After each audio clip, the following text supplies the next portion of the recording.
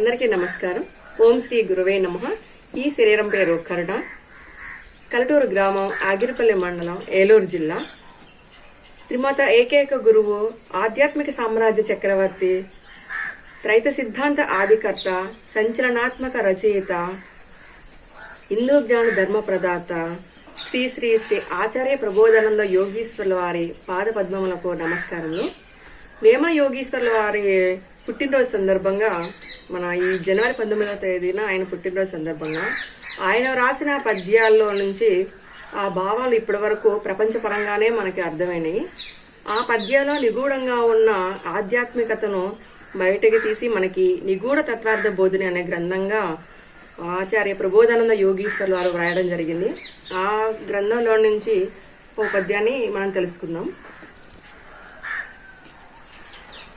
తల్లి గర్భమందు తాబుట్టినప్పుడు మొదట బట్ట లేదు, తుదకు లేదు, నడుమ బట్ట గట్ట నగుబాటు గాదకు విశ్వదాభిరామ వినురవేమ. ఈ పద్యం భావం ప్రపంచపరంగా అయితే పుట్టినప్పుడు బట్టలుండవు, చనిపోయేటప్పుడు బట్టలుండవు, మధ్యలో బట్టలు కట్టుకోవడం వల్ల నవ్వులు పాలవడం ఏంటనేది అందరికి ఒక డౌట్ రావచ్చు. అయితే ఈ పద్యంలో నుంచి ఆధ్యాత్మిక పరంగా చూసుకుంటే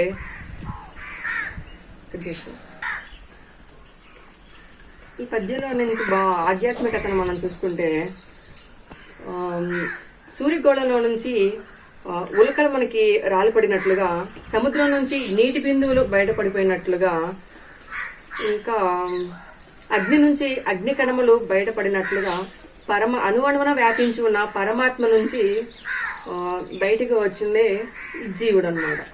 ఈ జీవుడికి ఈ ప్రపంచపరంగా ప్రకృతిలోకి పడడం వల్ల ప్రకృతి గుణాల ప్రేరేపణ వలన కార్యములు చేయించి, అంటే పనులు చేయించి, ఆ పనుల ద్వారా కర్మను అంటగట్టిస్తుంది. కర్మ అంటే పాపం గాని పుణ్యం గాని రెండూ కూడా జీవుడికి అంటించడం వల్ల ఆ కర్మను అనుభవించుకుంటూ మళ్ళీ కొత్త కర్మ తెచ్చుకుంటూ ఈ జీవుడు చావు పుట్టుకల మధ్య ఈ కర్మలోనే ఉండిపోతున్నారు కానీ మళ్ళీ పరమాత్మలోకి రాలేకపోతున్నారు.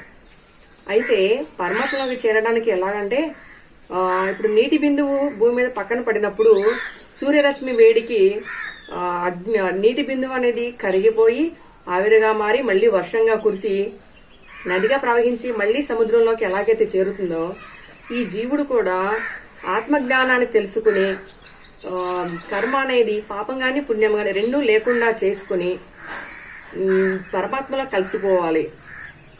అంటే ఇప్పుడు ఋషుల జ్ఞానం తెలుసుకొని ఋషిగా మారి ఆచరణలో పెట్టి ఆ జ్ఞానాగ్ని ద్వారా ఈ కర్మలు అనేది కాల్చుకుని పరమాత్మలో ఐక్యం అవ్వాలని మనకి యోగీశ్వర్ల వారు, వేమన యోగీశ్వర్ల వారు ఈ పద్యంలో నుంచి ఆధ్యాత్మిక భావంగా మనకి వివరించడం జరిగింది. ఈ మిగతా పద్యాలు కూడా అందరూ తెలుసుకుని ఈ ఆధ్యాత్మికతను తెలుసుకుని అందరూ మోక్ష మార్గంలోకి ప్రయాణం చేయాలని కోరుకుంటూ అందరికీ నమస్కారం.